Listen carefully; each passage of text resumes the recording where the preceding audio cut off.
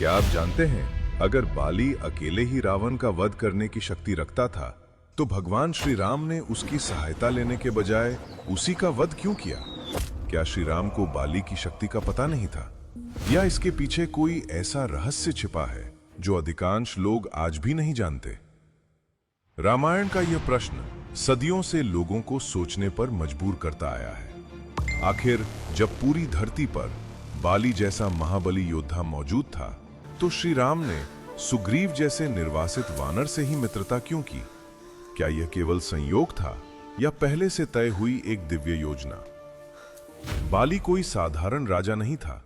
उसे ऐसा वरदान प्राप्त था कि जो भी उससे युद्ध करता, उसकी आधी शक्ति स्वतः बाली में समा जाती। यानी जितना शक्तिशाली शत्रु, उतना ही शक्तिशाली बाली। इसी कारण बाद की रामायण परंपराओं में एक प्रसिद्ध कथा मिलती है कि जब रावण ने बाली को युद्ध की चुनौती दी, तो बाली ने उसे कुछ ही क्षणों में परास्त कर दिया और अपनी बाह में दबाकर चारों समुद्रों की परिक्रमा तक कर डाली। यदि ऐसा योद्धा श्री राम के साथ होता, तो क्या लंका का युद्ध कुछ ही घंटों में समाप्त नहीं हो जाता? लेकिन यहीं से शुरू होता है रामायण का सबसे बड़ा रहस्य। श्री राम को केवल रावण को हराना नहीं था, उन्हें धर्म की स्थापना भी करनी थी।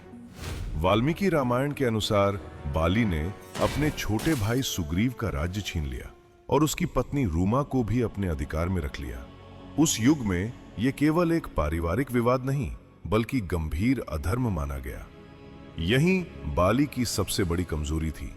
उसके पास अपार शक्ति थी, लेकिन धर्म नहीं। दूसरी ओर सुग्रीव के पास न तो बाली जैसी शक्ति थी, न ही कोई वरदान, लेकिन उसने श्री राम से धर्म के आधार पर मित्रता की।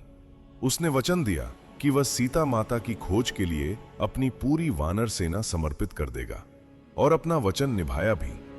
यही कारण था कि श्री राम ने सबसे शक्तिशाली योद्धा को नहीं, सबसे धर्मनिष्ठ सहयोगी को चुना।